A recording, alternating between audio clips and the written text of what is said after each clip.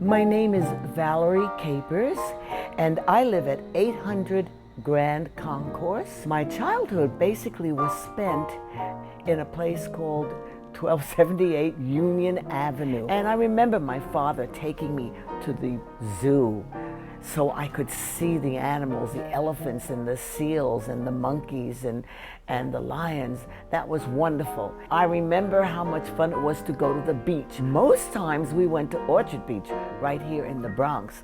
And I remember what fun I had playing in the sand. I remember what the sand looked like, and I remember what the water looked like and how the waves broke against the beach when it came close. We went to this farm, and there, I couldn't believe it, I saw cows. They were grazing in the afternoon and the morning. They went out in the morning and they came in at night, and I saw vegetables growing out of the ground.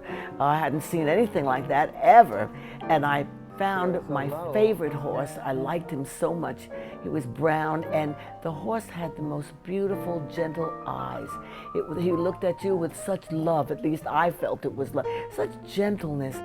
Maybe my first real hero in my life was my father. My father was a pianist, and he played a lot, and I loved to hear him play. He played jazz music. Of course, Daddy knew Fats Waller, who was one of America's great jazz pianists. Hey, misbehaving, saving my love for you.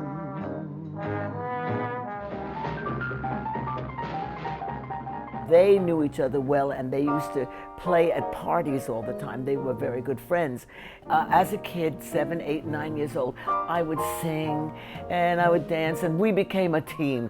Daddy would play songs, I would sing songs, and we were always together. Even when I was 5 and 6 years old, before I lost my sight, he would play, I would sing, and we just had a wonderful time together.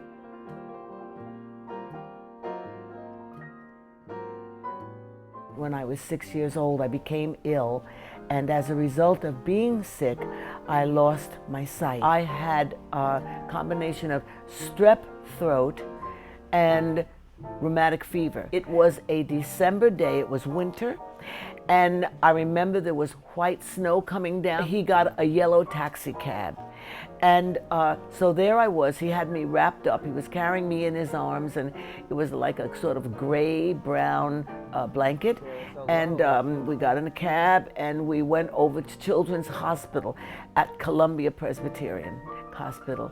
And that is the last real thing I ever saw, was the city streets of 168th Street and the snow coming down and the yellow taxi. By the time I was starting to recover in the isolation ward where I was there by myself, I suddenly realized that I didn't see anything anymore. Everything was dark. Then later on, when I did finally get home, something strange happened. I began to see little pinpoints of light. It wasn't until I lost my sight, when I got sick and came home from the hospital, not being able to see, I began to get interested in maybe creating my own music. Not very seriously at first. I would go to the keyboard, the piano, and I found that I had a good ear, so I could hear something and I could play it back. I remember the first two classical pieces of music that my father brought into the house: Peter and the Wolf and the Nutcracker Suite of Tchaikovsky. And those I absolutely adored and loved and played them all of my childhood life. He wanted me to hear other styles of music or other kinds of music, and I think that was partly because I started going to school at the New York Institute for the Education of the Blind. I got a teacher named Miss Toady. Oh, I was scared of her. She was so strict. I was scared of her, but I adored her. And I wanted to do everything that she would approve of. This is where I developed my not only love for music, but my passion for music. My enjoying my life and my friends and my music is through what I hear, through what I touch.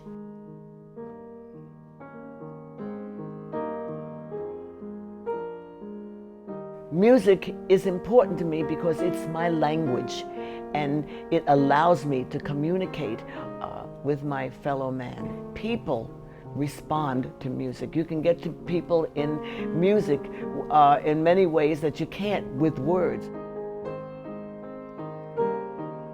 After going to the New York Institute for the Education of the Blind, I went from there to the Juilliard School of Music. You may not have ever heard of the Juilliard School of Music, but it's the most famous school for music in the world. I was the first blind person to be accepted at the Juilliard School of Music, and I'm the only one to date who went through the entire school earning my bachelor's degree and my master's degree from the school.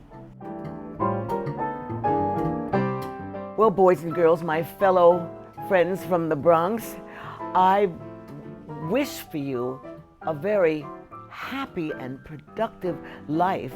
And I want you to dream big because everybody encouraged me as a child to dream big.